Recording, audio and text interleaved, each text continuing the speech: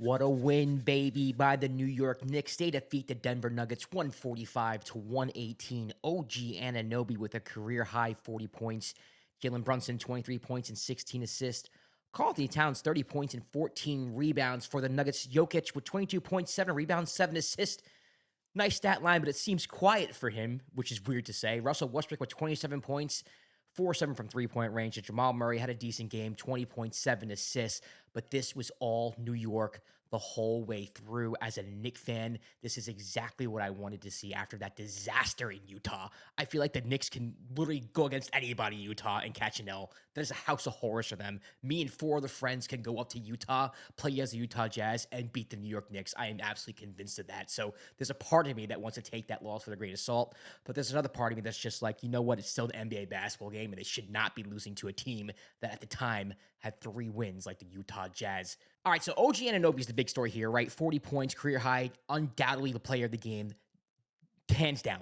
Been the best player for the Knicks all year. I mean, we can get to him in a second, but I want to start with Jalen Brunson because I think how Jalen Brunson plays sets the tone for the Knicks and how the Knicks are going to be offensively going forward. Against Utah, they shot a lot of threes, and a lot of them were good shots, I'm not going to lie, but they were coming off of just like lazy offense. Wasn't too much going on offensively. Cat was lazy taking threes, a lot of just settling for threes. And although they did have good looks at times, they were missing. And I felt like the offense could have ran better.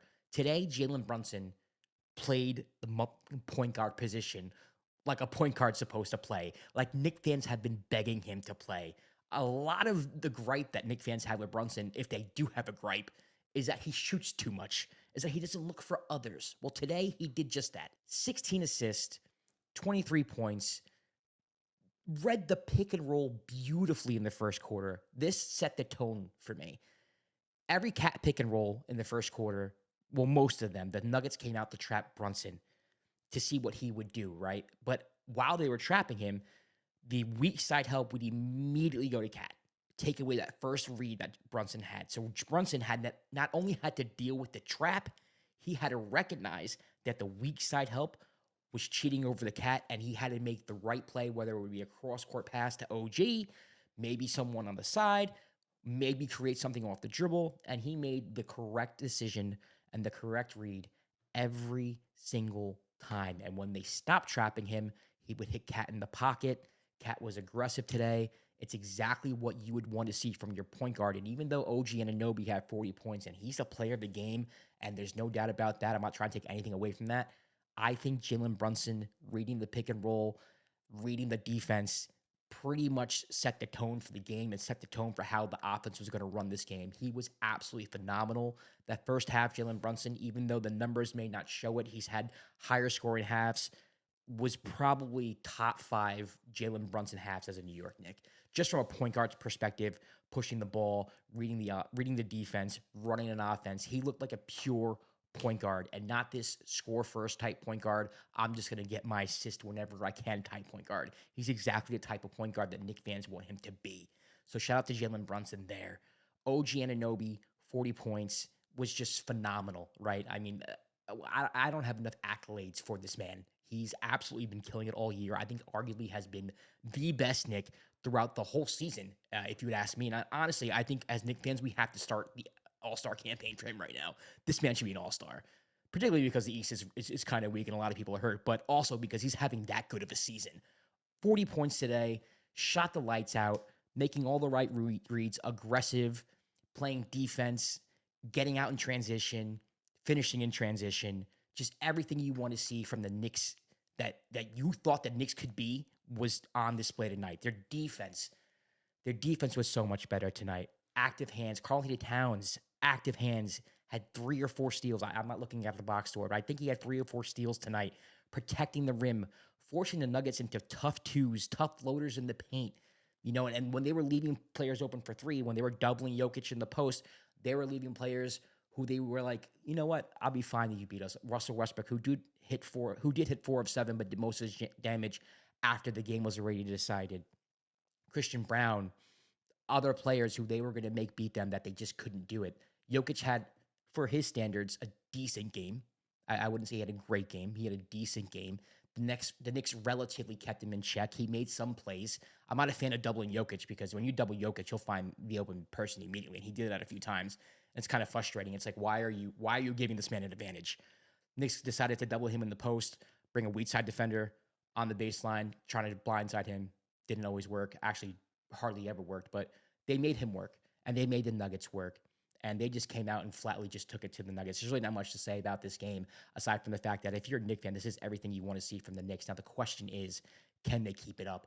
And the answer is, I don't know. Like, who are these guys? If this is the offense we're gonna get for the rest of the year, this is a team that is up there with the Celtics and the Cavaliers in my mind. I think tier one is Celtics, Cavs, Knicks, right? Maybe the Celtics are in a tier by themselves because they are the champions, and because I still think even though the Cavs have a better record, they're probably undisputedly the best team in the East right now.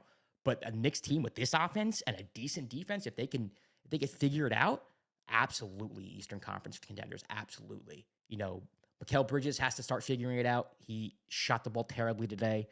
But what I did like, and I think Knicks fans should be encouraged, is that most of the shots he took were in rhythm and they were within the flow of the offense. And he's too good of a shooter to be that cold all year. So I'm not too worried about it. I'm not too worried about it at all. Deuce McBride and Campaign sparks off the bench. Campaign has been a pleasant surprise. He's been a lot better than I thought he'd be. I thought I'd be calling for Tyler Kolek minutes.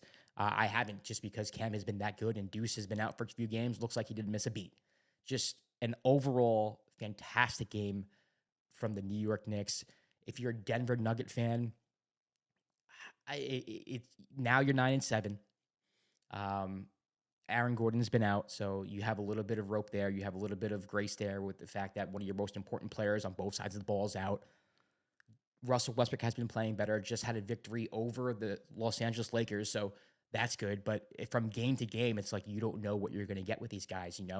Against the Mavericks, they went down big, had a huge comeback, lost that game, but was pretty much terrible for maybe 65, 70% of that game. Had an awful game against the Knicks. I've always, since the first game I've watched with the Nuggets, I thought their second unit was a problem, right? And the Knicks exploited that today. Whenever you had Peyton Watson in, you had Julian Strawther in, overhelping on everything because they were not afraid that they were going to beat him from deep, and they were right. Every time Jokic had the ball, closest man to the ball would overhelp on a drive, overhelp, make him make the pass. Make sure that Julian Strawther gets the ball, or Peyton Watson, someone else gets the ball besides Jokic. Get the ball out of the hands of the playmakers, and the Knicks were really successful in that. And you're allowed to do that. You're allowed to overhelp. You can overhelp when you're not afraid of the other team beating you from the perimeter. And the Nuggets right now, that's their biggest problem. You can't trust them from the perimeter. You can't trust them to knock down a three every single game. They were awful from three today. So, the Nuggets, for me, as long as you have Jokic, Murray seemed to play okay today. He seems to be playing better a little bit as of late from what I've seen. But as long as you have Jokic, if Murray's okay, you get back Gordon, I think the Nuggets can tread water until the trade deadline, but they're going to have to make moves.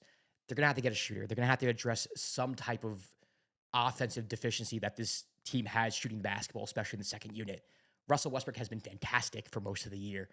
Got off to a slow start, but lately, ever since Murray got hurt, honestly, he's stepped it up. I think he's found his role in this team, and he's been shooting the ball well lately. I don't know how long that carries over, but overall, he's been a plus for the Nuggets, getting out in transition, someone to run with Jokic. I think I underestimated that when he was acquired. So he's not a problem here. It's the other players. Peyton Watson's a good basketball player, but he can't shoot. Same with Strawther, good basketball player, but you're going to leave him open. And you can't have him on the court at the same time, especially with Russell, because Russell's not going to always hit the threes like he's been hitting the past week or two.